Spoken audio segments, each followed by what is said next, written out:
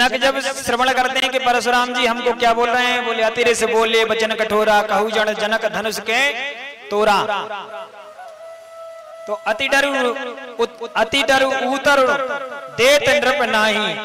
राजा जो थे महाराज डर जाते हैं और डर के मारे उत्तर नहीं देते।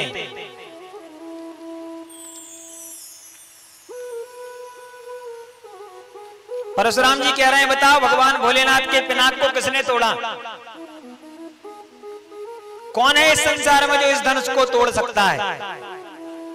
अब जनक जी महाराज सोच रहे हैं जिसने शिव धनुष तोड़ करके समस्त जनकपुरी को आनंद में विभोर कर दिया, हम उसका नाम तुम्हें कैसे लेकर के बतला दें।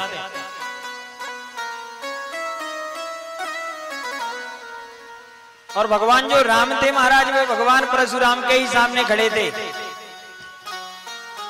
लेकिन परशुराम जी महाराज को लग रहा है, क्या लग रहा है, अरे ये तो अभी बालक है, ये क्या धनुष को तोड़ेगा, जरूर इन राजाओं में से किसी ने धनुष को तोड़ा होगा। क्योंकि जब भगवान ने अभी बताया हमने, जब भगवान ने धनुष तोड़ा था तो केवल भगवान की आयु 15 वर्ष की थी। तो भगवान तो बालक थे, युवा थे, ज्यादा उनकी कोई उम्र नहीं थी।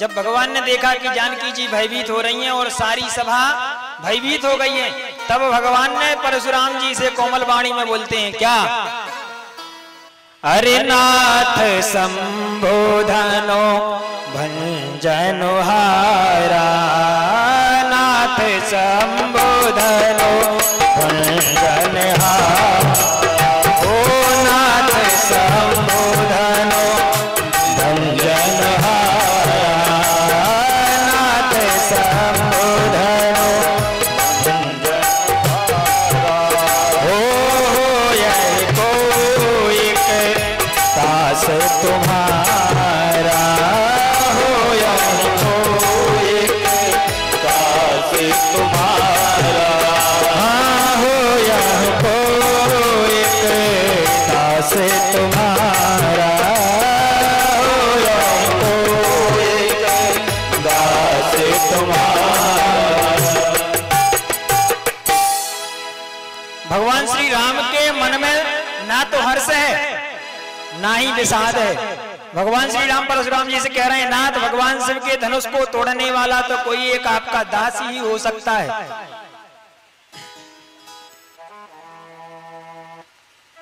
धनुष को तोड़ने वाला तो महाराज धनुष के टूटते ही चला गया, अब आपके सामने केवल आपका दास खड़ा है। तो भगवान परशुराम जी महाराज राम जी से कहते हैं, क्या कहते हैं, बोले सेवक सोजो करे सेवकाई। सेवक वही है जो सेवा करे, शत्रु की करने वाले को महाराज सेवक नहीं कहा जाता। और जिसने शिव धनुष तोड़ा है उसने शत्रु के कार्य को किया है। लक्ष्मण जी आए, बोले भैया आप एक तरफ हटो जरा, हमको इनसे निपटने दो। लक्ष्मण जी कहते हैं थोड़ा सा समय मुझे दो इनसे वार्तालाप करने के लिए। बोले अच्छा। भगवान ने कहा तुम क्या बात करोगे? लक्ष्मण जी बोले कि महाराज ये जो भाषा बोल रहे हैं इस भाषा के आप जानकार नहीं हो, और जो जिस भाषा का जानकार होता है वो उसी भाषा में जो दूसरा जानकार होगा तो उसको समझा पाएगा। तो लक्ष्मण जी तो परम कौंत की हैं। भगवान ने कहा चलो भैया तुम बात कर लो। लक्ष्मण जी आगे आए और लक्ष्मण जी ने भगवान परशुराम जी से कहा, क्या कहा? बोले महाराज मैंने बचपन में ऐसी कई धनुषियां तोड़ दी तब तो आप नहीं आए, लेकिन आपकी प्रीति इस धनुष से क्यों है? इसी धनुष पर आपकी ममता क्यों है? और जैसे ही महाराज भगवान परशुराम ने ममता शब्द सुना, अब तो दोनों कानों से उनके हृदय में ममता शब्द महाराज चुभ जाता है।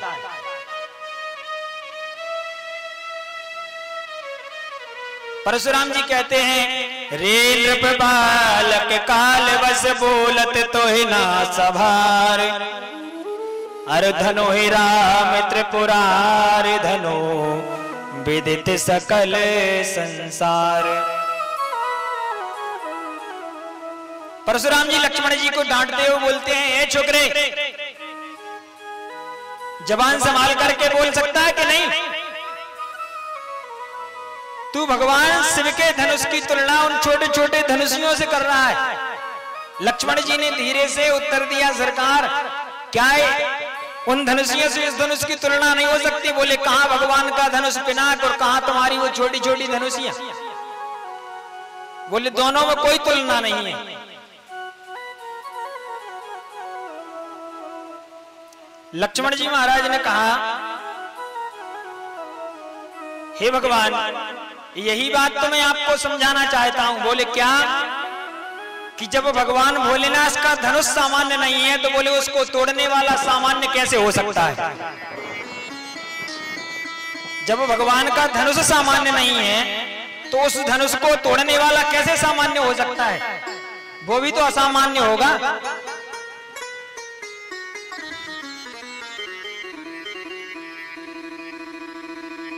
परशुराम जी ने कहा, है छोकरे जरा मेरे फरसे की ओर देख ले। लक्ष्मण जी कहते हैं कि यही तो विडंबना है महाराज कि हम आपके फरसे की ओर नहीं देख रहे। बोले हम आपके जनेऊ की ओर देख रहे हैं।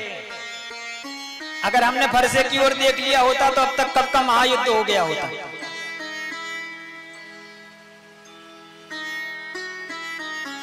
बोले हमारे कुल का नियम है क्या? बोले गाय और ब्राह्मण की रक्षा करना हमारा धर्म है और मैं आपकी जनेऊ की ओर देख रहा हूं, आपके फरसे को नहीं देख रहा हूं। भृगु सुत समझे जनेऊ बिलो, मैं तो आपको ब्राह्मण जान करके आपके जनेऊ के दर्शन कर रहा हूं।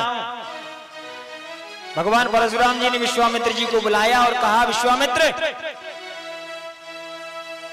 इसको बोलो, अभी ये मुझसे भली भांति परिचित नहीं है। लक्ष्मण जी कहते हैं कि आपका परिचय आप स्वयं इतने अच्छे से दे रहे हैं कि हमारे गुरुजी भी आपका परिचय नहीं करा सकते।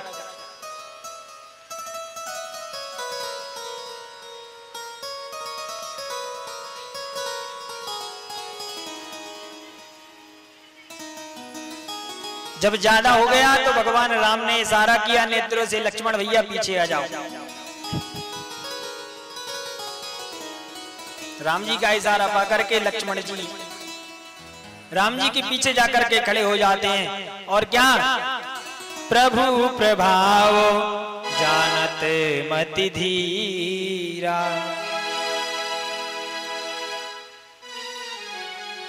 लक्ष्मण जी जो हैं भगवान के प्रभाव को जान रहे हैं, भगवान के प्रभाव को समझ रहे हैं, लेकिन कौन? बोले परशुराम जी नहीं समझ पा रहे कि ये परब्रह्म परमात्मा ही है।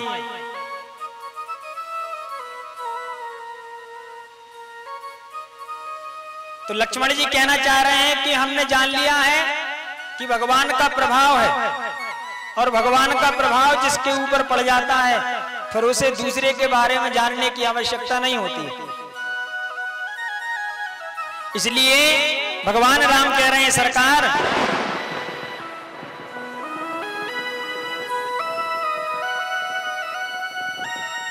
इसमें लक्ष्मण का कोई दोष नहीं है।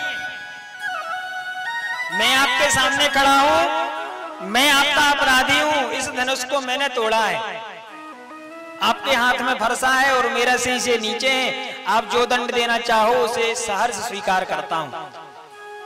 भगवान परशुराम ने कहा, ऐसे दंड नहीं दूंगा। या तो तुम मेरे साथ में युद्ध करो या अपना राम नाम बदलवा लो। क्या कहते हैं? बोले करी परितोष मोर संग्रामा और नाहित छाड़ कहाओ रामा। बोले या तो हमारे साथ में आप युद्ध करो या अपना राम जो नाम है उसे कहलवाना छोड़ दो। भगवान राम ने कहा, धन्य महाराज, नाम का झगड़ा यहां भी पहुंच गया। अच्छा, भगवान परशुराम का भी नाम राम ही था, लेकिन वो फरसा धारण करते थे इसलिए उनका नाम पड़ गया परशुराम, एक विशेषण लग गया। अगर ऐसा नामकरण भगवान श्री राम का भी करते तो भगवान धनुष धारण करते हैं तो भगवान का नाम क्या हो जाता? बोले धनुष राम। भगवान कहते हैं, महाराज मैं तो आपसे हर प्रकार से छोटा हूं। बोले आप ब्राह्मण हैं, मैं क्षत्रिय हूं। आपका नाम भी बड़ा है और आप भी बड़े हैं। बोले आपका नाम है परशुराम, मेरा नाम है राम, आपका नाम मुझसे बड़ा है, इसलिए मैं अपनी हर तरह से हार स्वीकार करता हूं, आप मेरे दोषों को क्षमा कीजिए। और भगवान रामन से क्षमा याचना मांग रहे हैं। क्या कह रहे हैं?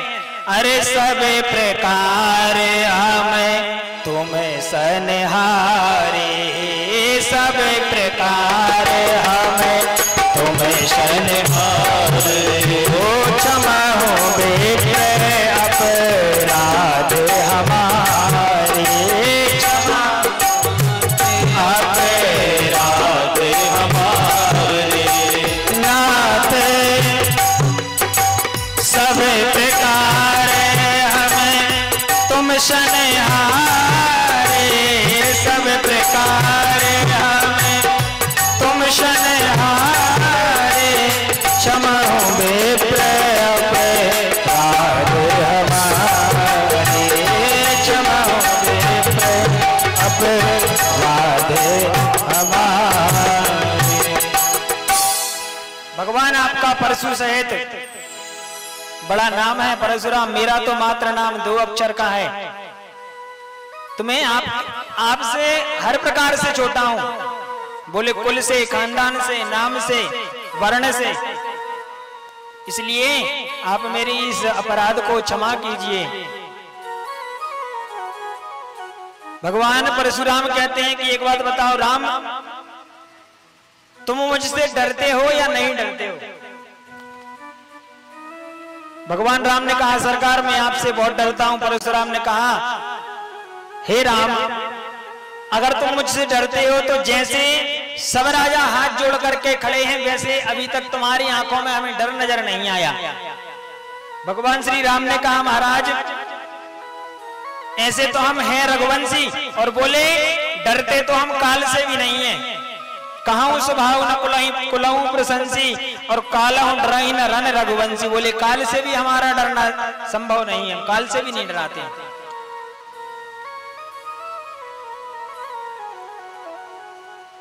भगवान राम कहते हैं बोले विप्र वंश के अज प्रभुताई, अभय हो जो तुम्हें डराई, बोले विप्रवंश की ऐसी प्रभुता है, बोले क्या? अभय हो जो तुम्हें डराई, बोले तुम्हें जो डराता है वो अभय हो जाता है।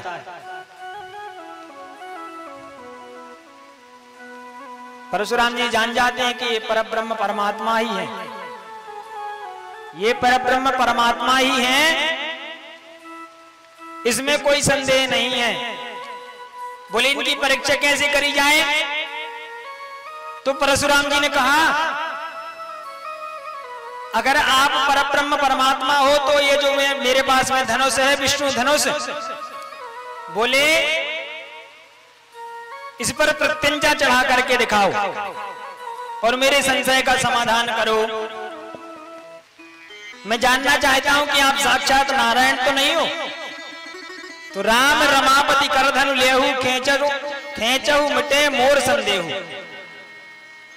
जैसे ही भगवान परशुराम ने धनुष को आगे बढ़ाया, धनुष अपने प्रभु श्री रामचंद्र जी के पास में चला जाता है और देत चाप आपो ही चले गए हूं, परशुराम मन विस्मय भय हूं। जो उनके पास में धनुष था महाराज वह उनको पकड़ने से पूर्व ही वह खिंच करके भगवान के पास में चला जाता है। भगवान उस पर प्रत्यंचा चढ़ाते हैं और जब प्रत्यंचा चढ़ाते हैं तो क्या होता है? परशुराम जी जान जाते हैं कि परब्रह्म परमात्मा है। परशुराम जी 9 बार जय शब्द बोल करके भगवान की और लक्ष्मण जी की जय जयकार करने लगते हैं। परशुराम जी जनक जी को आशीर्वाद देकर के वहां से चले जाते हैं। इसके बाद में जनक जी महाराज विश्वामित्र जी को कहते हैं कि महाराज अब आगे हमको